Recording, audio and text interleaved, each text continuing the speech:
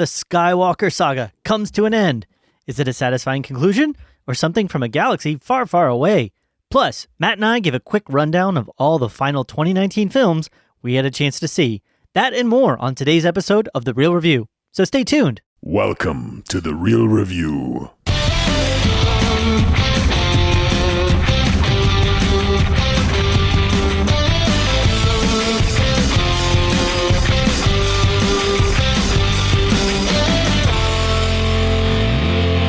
Welcome to The Reel Review, sponsored by Parametric and Lazy Ape Studios. We get some of the latest happenings, real thoughts, and perspectives in the world of film and television. I'm here with Matt, but how does that make you feel? Hey. Who am I? Everybody, I'm here with Joel. This is the way, Cunningham. This is the way. You know what I'm talking about? No, I don't. That's right a Mandalorian reference. Oh, good. Yes. Yeah. Did you finish that, by the way? I did finish it. Oh my yes. gosh, it is so great. It is really good. It is so good. I would be willing to potentially give Jean Favreau, however you want to pronounce his name, Favreau, an opportunity to remake the last three films. I would sign that petition. I feel like he's hit or miss at times, but he's a lot more hit. Yeah. A lot more hit than he is miss. He's also more safe, too, though, of a filmmaker, I think. He is. He doesn't take as many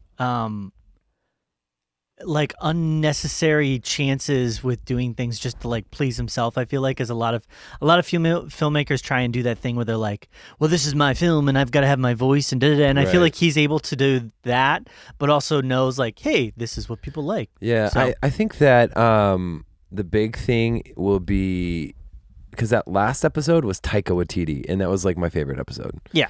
And it's drenched in his. I want to see him helm a Star Wars movie. I would think it would be fun. Just in general, I think. Taika Waititi's been a bit hit or miss for me, but he's been mostly hit as well. So what was he missed on? Well, I don't want to talk about it. You don't want to talk about it? I didn't really like JoJo. I thought JoJo was okay. I'm shy to talk about it too much because I feel like it's going to be on your best of list, which we have coming out soon. So for our listeners that are joining us, you might be thinking well, where have they been for a while? We've had a ton of stuff going on. Matt, you can hear, is still sick. Yeah. I was sick for a while. We were traveling, Christmas, New Year's, all that stuff going on. And so we're getting back in the swing of things here at the Reel Review, but we're going to be coming at you with our top 10 and our worst of for 2019. We've already put the lists together. We True story. Did the recording, which should be a lot of fun. Yeah. And that's one of the reasons why tying that into JoJo, why I'm not talking too much about it. But anyway, Matt, why don't you give our listeners some ways to get connected to the podcast? Y'all can get connected a number of different ways, one of them being our website, which is reelreviewmedia.com,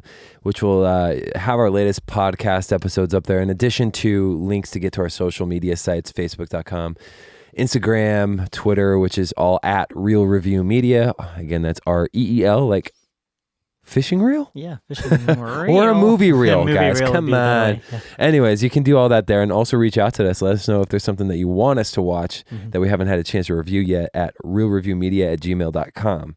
Yeah. And that's how that can be done. So as mentioned, we are coming back at this after having a long, pretty substantial break off. So we have a lot of film content we're going to try and get through today. But yeah, we are in the heart of the entertainment capital of the world in Phoenix, Arizona, right? For sure. Yeah, I mean, so this is where they premiere most films. Most films are, produced through Phoenix. So So Matt and I had a chance to see a bunch of films. But what we're going to do, for those of you that have maybe been eagerly awaiting, I'm sure at least one person out there, eagerly awaiting our review of the Star Wars film, we're going to start with our Star Wars review, and then you can stay tuned after our Star Wars review. We're going to be giving a brief rundown of a couple movies: Jumanji, The Next Level, Little Women, The Lighthouse, and A Beautiful Day in the Neighborhood. So do it. But as mentioned, why don't we get into reviewing our big release of the year? Probably one of the biggest. If not in my lifetime, probably next to Avengers Endgame. Probably one of the biggest. Making lots of monies. It is. Yep. So we're talking about a film called Star Wars: The Rise of Skywalker. Synopsis for this: the surviving members of the Resistance face the First Order once again, and the legendary conflict between the Jedi and Sith reaches its peak, bringing the Skywalker saga to its end. Director is J.J. Abrams. Stars a bunch of familiar faces: Carrie Fisher as Leia. Princess Leia. Yeah. Mark Hamill as Luke Skywalker, Adam Driver and Kylo Ren, Daisy Ridley as Rey, John Boyega as Finn, Oscar Isaac as Poe Dameron. We also have our Anthony Daniels, and some familiar people. General Hux is back, Domhnall Gleeson. you know, Kelly Marie Tran is in there a little bit. She's Richard not E. in there too Grant, much, I like him. Kerry Russell's a new character named Zori Bliss. Yeah. So, Matt, I'm going to let you do the honors. You want to let me do the honors here? Yeah, because I think based upon what you said about this in our texting. We didn't actually specifically talk about the movie, but we did talk about how I feel like we're going to have... I feel like we're going to have different opinions on this movie, but I feel like it's not going to be as far apart as you might think it is. Gotcha. I'm actually mixed on this movie. Yeah. So I like this movie, but I didn't love it. Okay. I wanted to love it. Yeah. And I've seen it twice. I keep trying to find reasons to love it, but I can't. So I'm just stuck in the I like this movie. And I've been trying to figure it out for days, and it's funny because the biggest thing that I'm finding is that casual Star Wars fans, not like people who are big like OG trilogy, even like prequels, like not those people, but casual Star Wars fans are really liking this movie. Yeah. The people who aren't liking this movie are big like Star Wars people. Yeah. Not just like the people that know all the inside out things of canon and stuff like I do, like with all the books and all the ancillary material, but like people that are like fans of the original trilogy, or even people that like The Force Awakens, but then like they dropped off and hated The Last Jedi. Yeah. So people that hated The Last Jedi, I feel like have they like this a little bit more than they were wanting to. Yeah. This will be for them a step in a better direction. Right. So what's happening is The Last Jedi was extremely divisive in terms of how the characters were portrayed and how the story went. Yeah. This, I think, is... the world. I mean, the right. ethos of what makes Star Wars a Star Wars film was in many ways. This, I think, is divisive. Maybe not quite, but pretty close to in the same way. Yeah. Just in a different way. Yeah. So I'm here to have a good time. I want to enjoy my time at the movies. And I heard it recently said like this, and I think it's 100% true. I tend to lead with my heart and then my mind second. So how's it impacting the who I am and how I'm feeling and everything in my heart? You know, is this exciting? What is this? You know, like I kind of approach things with more of a childlike awe in that way, and then my mind will come right behind after. Well, okay, maybe that doesn't make sense, but my heart still wins in the end. Whereas I feel like you might have the propensity to be like, well, none of this is making sense, so you know, whatever. Yeah. This movie I liked. I liked a lot of decisions. I disliked maybe 2 or 3 decisions in the movie, but I liked a lot of them. Yeah. Let's start with more of what I really liked. Thought the acting was good. I liked the CG. I liked the characters. I like seeing some of the arcs of some of the characters. Namely, 2 of the characters come to fruition. I think Rey and Kylo. Probably some of my best elements of that. I liked Poe's arc as well. But the contrast to that is I liked the decisions. I liked the movie. I liked how they made some of the decisions, but I did not like how they were executed because it was a 6-hour movie crammed into a 2.5-hour time frame. Yeah. And this gets into the negatives, and I hate jumping into negatives so fast because I'm more optimistic, but I have to talk about it because they complement each other.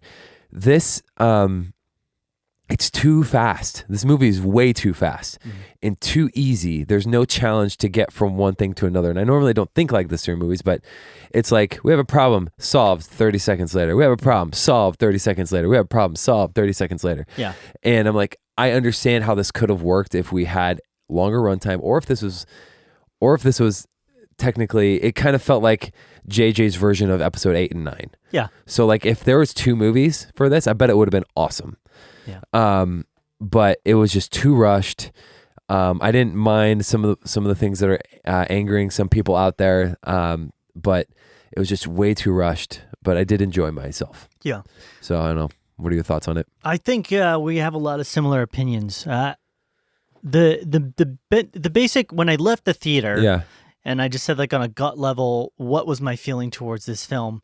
Good, not great. Yeah. But better than I was expecting after The Last Jedi. The Last Jedi. And that isn't to insult anybody that had, for whatever reason, an enjoyment from The Last Jedi. I mean, Because I like The Last Jedi. Yeah, I gave The Last Jedi, I think like an 80 or 81. Because if you look at it from a film perspective, on a filmic perspective, it's great. It's well put together film. The acting is solid. There's cinematography, just story, cinematography, the special effects is great. It's just the story is like, especially if you're a Star Wars nerd, you're going to be like, what is going on? Yep. And some people wanted that. They wanted to kind of just see, like the film says in Last Jedi, kill it, let it burn. Yeah. This film, in many ways, and so many times, probably like I counted almost 4 or 5 times, where it's like directly going, nope, you thought that, nope. It's literally undoing like step by step, all the way down to the usage of Luke Skywalker's lightsaber, and what's supposed to happen with that and how it's supposed to be treated. Yeah. What I really felt like when I left this theater wasn't a sense of like, oh, well, they did the best they could with what they had, but it was actually like a sense of sadness. More because I felt like if they had approached this production wise the way they should have, if they had let maybe JJ or somebody be the overarching story producer, maybe not the director for every film, but the story producer. Yeah. If they had had a plan going in from episode 7 all the way through 9, and that's their biggest problem. They would have had at least a good to decent trilogy here. If JJ would have stayed on board. Exactly. Because he did have ideas for a trilogy. Right. And he put those notes together, and they said that he handed those off to Rian Johnson, and then Rian Johnson. It's not Rian Johnson's fault. It's not his fault, but it even said that Kathleen Kennedy said to him, like, go ahead, do whatever you want. And he just threw the notes out and just went in whatever direction. And the problem was, you got to the end of the last episode, and so many people said this, it felt like the end of the trilogy. Right. You got done, and it was like everybody's story arc is kind of like, there's some stuff that needs to get worked out, but it's like there was a story conclusion that was made for so many characters. Yeah. Where do you go from here? So this film had to do so much. It had to build the story back up. It had to reinvent reasons for why these characters are acting and doing the things that they're doing. And then it had to resolve all that.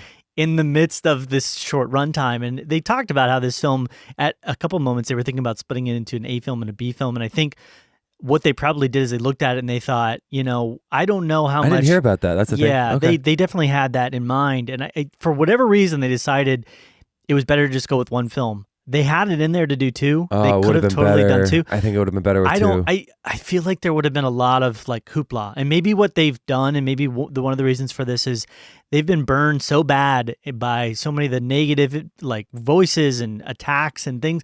They're just kind of ready to like, let's just get this trilogy done with and move on to other projects or other things.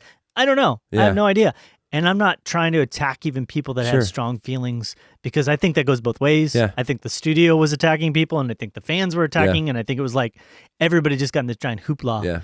But when I left the theater, I felt like good film, but sad because it felt like a missed opportunity for something cinematically that could have been really cool. Yeah. We're not getting into spoiler talk here, but there's one twist like of sorts that you find out even in the trailers, but like happens at the very beginning of the film. And if that had been something that had actually taken place at the end of the second film. That's what I've been saying. That is 100% what I've been saying. If that would have been the cliffhanger at the end of the second film. Wow. It would have been amazing. Yeah. And it would have been such a redemptive arc for a lot of this, and it would have explained, one of the big issues that I've always had in the series is that Rey, as good as she is as an actor and a character, she doesn't have a realistic arc. Yeah. She kind of just jumped into the story, and she went straight into, like, if you want to make a bad pun, she went to light speed with her powers and her Force abilities. If you're going to try and explain that and not create this like flat character that has had no growth, you need to do that at a certain point. Yeah. It was too late and too short to wait until the third film to finally do that. This is her best film to me, because this film actually shows that she's struggling with powers and forces and things that are going on in her life, and she doesn't know how to handle them and why. The other 2 films, she's kind of just like along to do things and have the actions taken around her. So I kid you not, I had that conversation with somebody like 2 days ago. I was like, you know what? If they would have had this at the end of the Last Jedi, it would have been this massive, like, awesome, like, everybody would have lost their minds. People would have flipped out. People would have lost their minds. I bet The Last Jedi would have been less divisive. Absolutely. Yeah. And so it's like, it's one of those things where, again, it feels like bad planning. Yeah, 100%. On a production level, I think visual effects were great. Still, kicking butt with, Industrial Light and Magic and all that stuff. Music was good again. John Williams. Acting was good. Story-wise, definitely felt like there were so many times where it's just like, oh, you need this thing? Here's a coin. Oh, you need this? Right. Here's a knife. That's what I was saying about the easy thing. That they made it too easy, and I think that was I think it was a consequence of cramming it into 2 hours and 20 minutes. And apparently there's cuts of different things that JJ has written and were part of the script that have been filmed that actually talk about like why this took place and how this ended up being where things are. And that would have been helpful. Like even, and this is going to sound really like in the minutia. Sure. But if you remember what happens at the end of episode 6, the Death Star blows up. Yeah. And it's not like a casual slow explosion. Like literally it just disintegrates into like atmospheric particles. It just goes and there's nothing there. And it doesn't look like there's any, but they could have, even to open this film, showed, because you go into the Death Star ruins and stuff, they could have shown that explosion from another angle and showed pieces of it, crash landing on a planet. It would have made more sense. You would have been like, oh, okay. Yeah. Instead of like, here's the Death Star that's still decimated, but just things like that they could have like played out in 2 films. Yeah. And it really saddens me because it feels like Rian Johnson was trying to do his own thing and go in his own direction, have his own voice and his own vision. And it was like, they should have just let him do his thing, but have his own film. Like, go in his own direction, do his own thing with the franchise, completely different characters even, and maybe just let JJ take the story for all 3 films. And I'm not attacking Rian Johnson. It's just, why? Why would you just not have a united voice for all these films? It's not the director's fault. It's the powers above them. I'd look at both of them. It's either Kathleen Kennedy, Bob Iger. To be honest, I'd look at both of them because Rian Johnson was still calling the shots, and like he had carte blanche to write. The script is by him. He had the freedom to what add I'm saying, the fact that there wasn't an overarching oversight or a plan for all 3 of them. Right. And it was wasn't like, his let's decision. make a movie. Let's give it to somebody else. You'll figure it out. And even if he had tried to go more closely to what JJ had done, who knows how successful he would have been. Yeah, for sure. And he might not be that kind of director, so it might not be in him to do that. So the buck still lays with the higher level producer people and the studio heads. But then secondarily, it's like, well, you also chose to do that as a film. So it's kind of like both and, more so one than the other. So it's hard to even review this, I know, to be honest, because I feel like I'm reviewing a concept. I'm reviewing like literally watching a filmmaker being forced into a box when they could have done so much more. I will say this, and it's like it wants to give them a higher rating, but I can't. I will say there's 2 things that I loved that JJ played off of from The Last Jedi. Mm-hmm. I won't specify because I won't spoil anything. Yeah. But I loved how, because obviously we learned more about Rey's origin. We learned further about Rey's origin. Yeah. There's something that happens in The Last Jedi that Luke says to Rey when he's training her that I was like, that's awesome, because that makes sense as to why this happened. I can't. It's okay. We can talk about it after. Anyways, there's another thing, which is Rian Johnson introduced a couple new Force powers, obviously. Yeah. One of them was the Force Skype. Yeah. There's an elaboration on that. Yeah. I really thought that was cool. I was fine with that. Yeah. There was an explanation that was kind of made for how that worked in this film, and I appreciated the depth of that. I didn't necessarily, and we're talking about Mandalorian, necessarily care for some of the Force things that also tie into what the Mandalorian can do, like the Force healing. I'm not gonna say who or how or why. That was a little too far-fetched for me, a little bit too much of a stretch. It was kind of just like, that's happened in other material though before. It has. So it wasn't surprising to me. I'm like, oh, people can do that. It was surprising more in the way it was used, sure, and the results of why it did things at different times. Yeah, because they don't really give you a good explanation for what it's doing and how it's working. Well, she did for 3 seconds to BB-8. Yeah, well, like in the Mandalorian, not to spoil that one at all. Yeah. Yep. The baby Yoda, for lack of a better name, little baby Yoda guy, uses that ability, that Force heal ability, and it doesn't really do anything but tire him out. Yep. However, in this film, it appears that when you do the Force healing ability, it literally can zap your life force and take life force from you. That's never explained. That's never really detailed, and why and how and when that all plays out, it doesn't really make a lot of sense. But again, that's something that maybe if we'd had more time. Yep, one of the other things I thought about is, if they still had Mark Hamill around, if he was still there training Rey in this, maybe she could have moved into some deeper Force powers that she hadn't engaged in and used before. Right. As it stands, it was kind of like Leia was there kind of just overseeing some training aspects, and it's like, oh yeah, she's running and she's learning how to use her powers better and stuff like that, but it's like she's not really learning the Force in How'd you feel about Leia, reading. by the way? I thought she was good. I thought she was effectively used. I think they used the additional, you could kind of tell a little bit that it was a little off. I think even if people were upset with some of that, or not upset, but just didn't like the way that, I think they did the best with what was available to them. Agreed. And there were some where, you know, it's footage and stuff that was used from other films, but there was one scene in particular that was like one of the same shots that she was used in. They you know, put her out of that, and she did a similar reaction that she did in one of the previous movies. Yeah. But I liked it. I thought it was good. There's even some other stuff. That I liked her at the beginning and kind of some of her interactions with Rey, I think it was touching kind of the way that they told her story. Yeah. In this, I felt like they kind of just, she's a character that probably should have left the series, I think, in the last film, but they like didn't want to do that for some reason. Well, it was just unforeseen. I mean, they couldn't have done some of that stuff. I get that. I think the other thing that with this one that I really liked in a lot of ways was Kylo Ren felt like a realistic threat. Yeah. You know, in the first one, he was kind of like a joke because he was kind of, daddy issues, and, you know, my parents don't want this. And it felt kind of like childish. Him and Rey were my favorite in this movie. Yeah, and this one, it really felt like he's matured into being like a Sith Lord, and he's a bad guy, and he's got a lot of strength.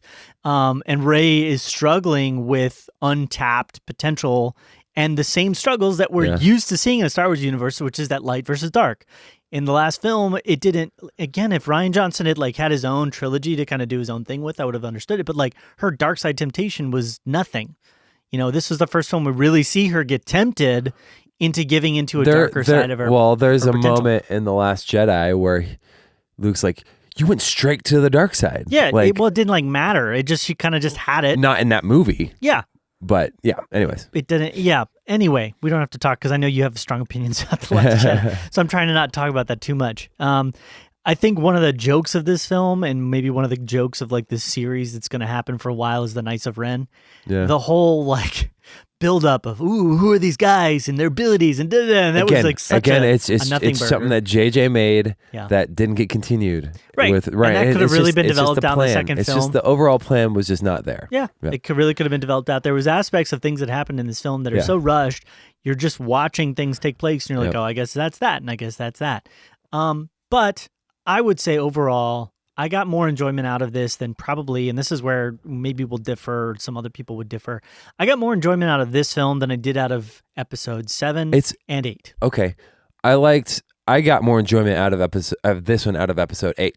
Okay. 100%. Yeah. It's way more rewatchable than The Last Jedi is. Agreed. Yeah. It's fast. Yeah. But new things are kind of happening in the Star Wars universe, which is cool. The scene in the desert with the trailer that you saw with Rey and the ship coming at her. Yeah. That whole sequence and even a little bit afterwards was my favorite. It's much better in the context of the film, I will say. It was so awesome. Yeah. All that stuff happened. That was the only time in the movie that I was genuinely shocked. I was like, whoa, what is happening right now?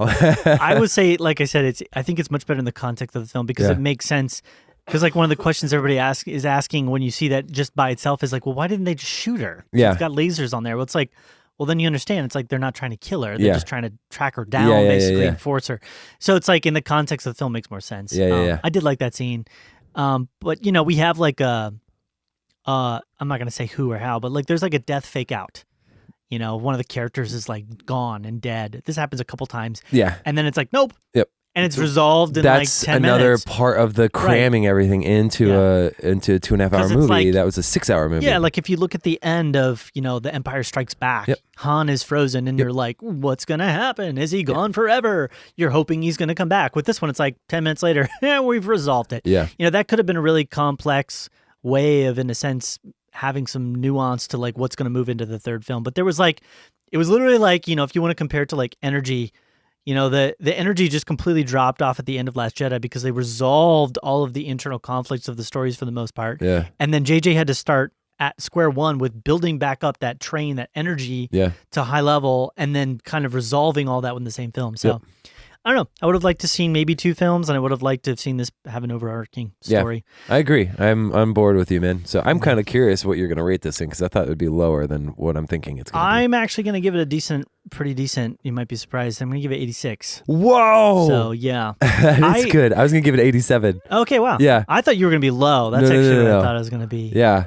I like out of all the films in the series, this is the one I would sit down. Like if they said, "Hey, want to pick one of the 3 of the new ones," this is the one I would rewatch. Yeah, that's awesome. It's got the most to it, and I think there's, for better or worse, there's so much in there. I feel like I get rewatchability, because there's things I can pick up and nuance I can pick up. I love for all rewatchability. its flaws and everything. Rewatchability is my favorite. Yeah, cool. Yeah. So with that then, let's move on to just some quick reviews Totally. of some of our other films that you had a chance to see and I had a chance to see. I saw. Okay, so I'm gonna do 3. I'm not gonna spend a lot of time on them.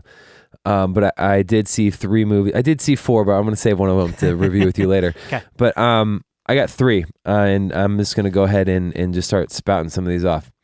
First one being Jumanji, The Next Level. Or let's just break it down for you real quick. Written and directed by Jake Kasdan, which I think is interesting. We're just talking about Star Wars. In Jumanji, The Next Level, the gang is back, but the game has changed. As they return to rescue one of their own, their players will have to brave parts unknown, from arid deserts to snowy mountains. I sound like Yoda. To escape the world's most dangerous game. Dwayne Johnson, Karen Gillan, Kevin Hart, Madison Eisman, Awkwafina, Jack Black. Obviously, we have Danny DeVito and Danny Glover. Mm-hmm. Colin Hanks is in it as well. But I was really surprised and had a lot of fun with technically the second Jumanji, the one that came out 2 years ago. Yeah, a lot of the reboot. Yeah. I thought it was surprisingly like hilarious. Yeah.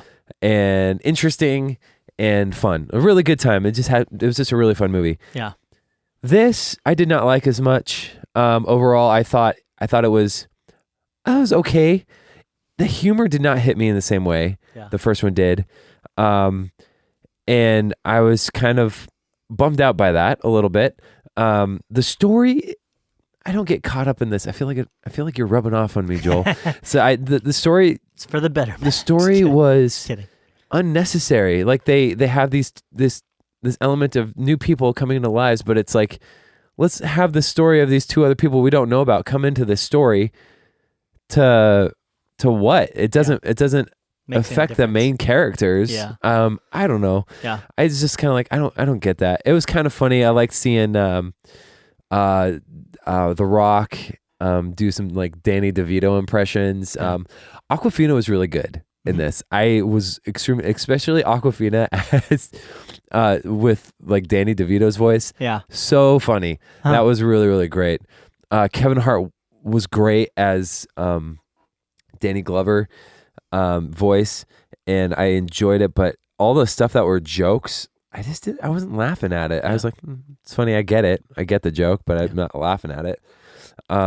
This one feels like, I haven't seen it, but it feels like, hey, the first one got really successful. We didn't expect it. Quick sequel. Yeah, that's what this feels like to me. It does feel like that, and it does have its fun moments. It does take some good it brings in a lot of that video game element that I really like to see, and because that was a part of the first one I really enjoyed, but it didn't make it better. However, I will say this: if the plan is to make a trilogy, this movie I thought was just okay, and then like the last scene, they do something. It's actually a post-credit scene. They do something, or it's mid-credits.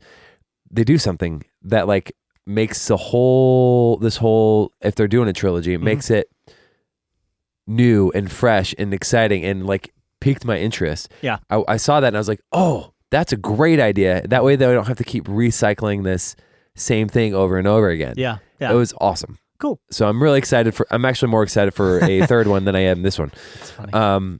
But anyway, so that's just kind of my quick thing. All the acting was fine. It was fun. And there's not really anything other than, it did feel like a rushed sequel.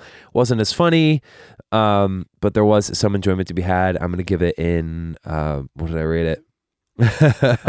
I wrote 3. it down. Can't find it. Yeah, I can't find it right now. That's all right. A 3. I got it somewhere. I got it. No, it's right here. I gave it an 80, B minus. Yeah. Okay. So because I did have some enjoyment still. Next, let's move on. Quick hit 2, Little Women. And this is a movie that I did not think I would see as soon as I did. But it's directed by Greta Gerwig.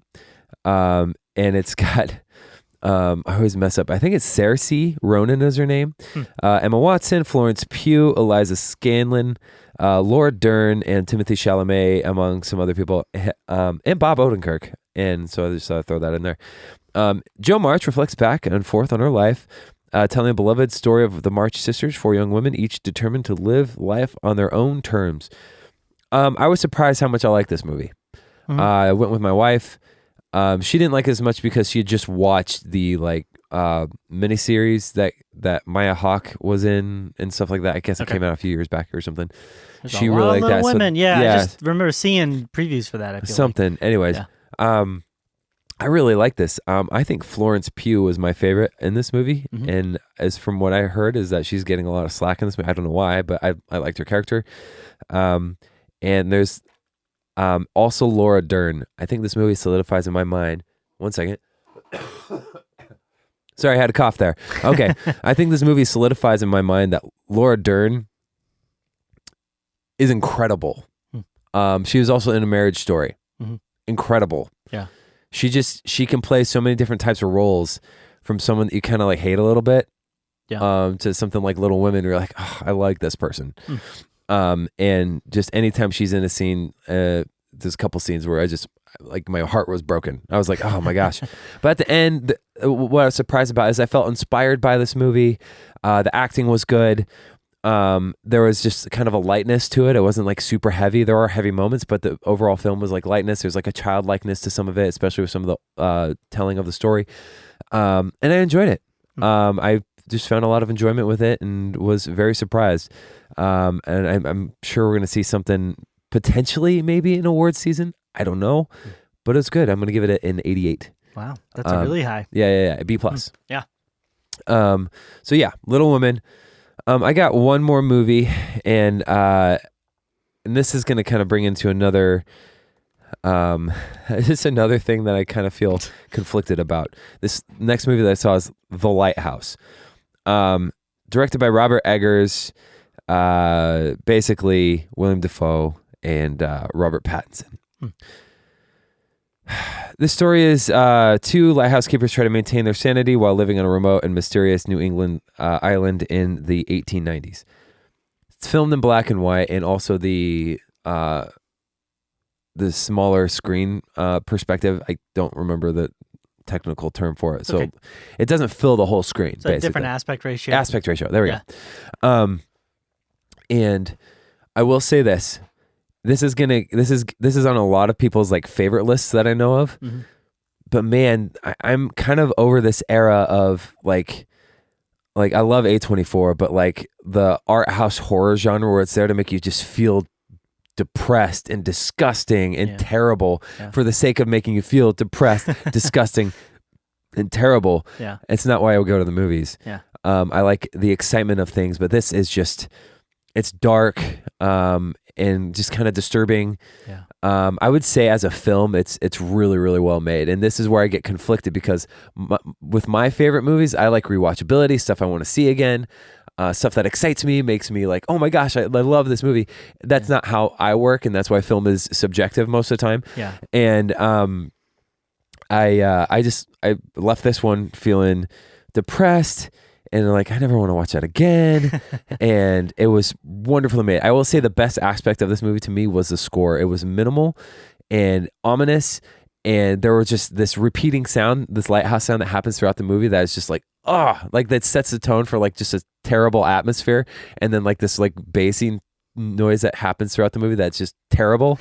And it's really, really effective and well done. I would say as a film, I'm going to give it a C minus because I hated the way I felt after it. Yeah. But as a film, if I were grading it just on the merits of how a film was made, I would give it a much higher score. I would be probably B plus A. But for the way, for me, and I think this is how I'm going to rate movies going forward, is how did I feel? So I'm going to give this a C minus, probably 73. Yeah. And if you love The Lighthouse, I'm sorry. I just hate feeling terrible after movies a lot of times. So anyways. No, I get it. That's it. There's been a resurgence of that for sure. I mean, we saw movies like The Witch and everything that came out. He did. It Follows. That's Robert Eggers also. Yeah. And it's been this buildup of this kind of film. I think a lot of it, I mean, you can trace it back in a lot of ways, but I remember, that was big with the Grindhouse cinema, and then it kind of fell out, the whole like disturbing, and then it came back. Honestly, the first time I started hearing about it again was with those Korean revenge films like Old Boy and stuff. Yeah. And then that hit so big with a lot of directors, I think, that it's really kind of invaded the American audience as well. Yep. But hey, we're maybe due for a change. We've seen a lot of these types of productions, these horror films that you watch, and you're just like, I can't do it. Yep. Cool. Well, on a very different note, I had an opportunity to see a film called A Beautiful Day in the Neighborhood. Yep. This is a film, it's based on the true story of the real-life relationship between Fred Rogers and journalist Tom Junod. Its director is Marielle Heller. It stars Tom Hanks as Fred Rogers, Matthew Rhys as Lloyd Vogel, Chris Cooper as Jerry Vogel, Susan Kellich-Watson as Andrea Vogel, Marianne Plunkett as Joanne Rogers, and I'll say Enrico Calontini as Bill Isler, who's kind of like the assistant to Fred Rogers. I've been hearing really good things about this film. I never really watched a ton. Like, I remember watching a few episodes of Mr. Rogers' Neighborhood. Yeah. I never watched a ton of it when I was younger. I think it kind of hit a little bit the generation before me, and then he went off the air for a while, and then he came back kind of after I was sort of out of the age where I would really watch this. But I did watch some of it. I mean, I've been in around kids enough to see it on, and I've understood the appeal that Mr. Rogers has as a character, which is really that he's just this loving, accepting, wholesome, caring individual that everybody can look at and just be like, he's just a good person. Yeah.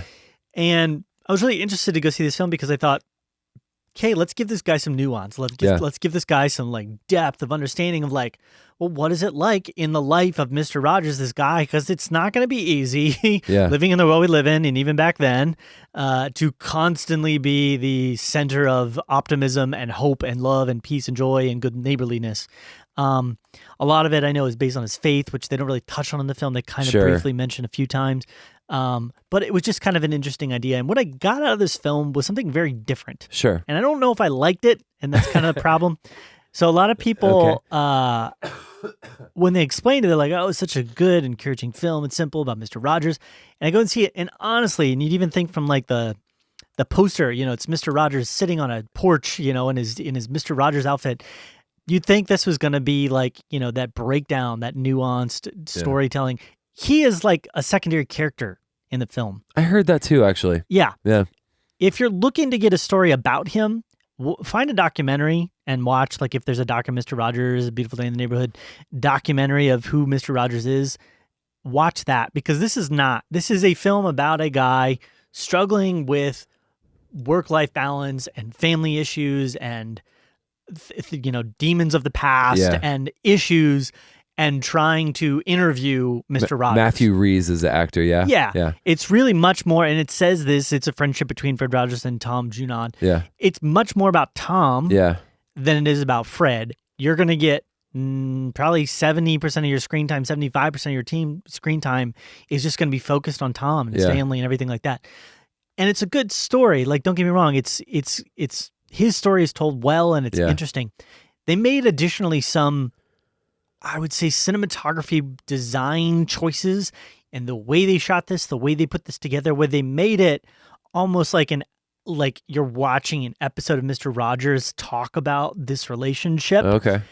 And it was very weird. I kind of got used to it, but especially in the very beginning when you're kind of watching this and Tom Hanks comes out and he's doing his Mr. Rogers impersonation. And you're kind of like, well, this isn't Mr. Rogers. He's trying to be him. And then they show some stuff and they talk about some stuff. And you're like, well, is this an actual episode? And it kind of does this thing where it's almost like Eternal Sunshine of the Spotless Mind. We're like, are you in his head? Or is this real? What's going on? Like, how's this happening? And it left me very confused at times. And I didn't necessarily like all that. I kind of wish they'd taken a more straight-laced just approach. But I feel like they wouldn't have, I don't know. They've probably felt like, well, we got to do something with this. We got to tell it in a different way. We got to do something interesting. And they took a very artistic approach to this story, and they made it much more about Tom. So I thought it was okay. I didn't leave the theater thinking like, man, I got to tell everybody Yeah. about that. They got to see it. I got to see it again. Da, da, da, da. I think Tom Hanks, I think everybody that was involved did a good acting job. Yeah. And it did. There were moments where it kind of like pinged my heart, but I think because of so many weird directions that they went in with the shooting style and stuff, it was really hard for me to follow the story. It was hard for me to connect with the character and know like, is this real or is this in his head or what's Yeah. going on? So I'm gonna give it an 80. Okay. Because I still think it has merit and it's Sure. good, and I like the originality in some areas. But as far as like an actual enjoyable experience, it's like you watch it once and you're like, I'm probably Yeah. never gonna watch that again. There's a couple moments where it's like really almost off-putting. Oh, really? There's a scene where, Oh, man. and it's not. I don't think it's supposed to be. Yeah. But there's like a scene. I'm not gonna spoil it, but they're sitting in a diner. Yeah. And Fred says to Tom, sometimes, and he says in his way, I just like to take a moment to just not talk and just listen. And he stops, and literally everybody in the entire diner at that moment, for some reason, decides they're just going to stop too. And it's like literally just like 15 seconds, and the camera's like zooming in on Tom Hanks' face, and he's just staring into the camera, and you're just sitting there like, what's supposed to be happening here? This is very awkward. This is weird. And then the movie just starts up again. There's like parts like that where you're like, okay, they're going real art house. Yeah. At Wow. times with it. Okay. So, anyway, Interesting. yeah. That's all I'm going to say. Okay. Any All right. thoughts or anything like that? No, you got a B minus. Yeah, B minus. Okay. So, all right. Well, it's been a long one for us. This is a big episode for us. It's Yeah. kind of our first one back. Yeah, catching up. And I think this next week we'll probably get out our top 10 worst 10. I hope yeah? so. Yeah. Yeah. We got a lot to talk about with that because Yep. 10-10. Yeah. Awesome. So again, reminders, website, reelreviewmedia.com. We have everything up there on our our episodes, ways to get connected on our Facebook and Instagram and Twitter. Facebook is facebook.com/reelreviewmedia. Instagram and Twitter, both at reelreviewmedia. And then additionally, we'd love to hear your thoughts and perspectives on any of the stuff we had a chance to see. What you thought, good, bad, otherwise. reelreviewmedia@gmail.com is a way to get in touch with us. Yep. Matt, anything further No, that's it. so you can rest your voice? Yeah, totally. We're good. All right. Well, it's been real. It's been real.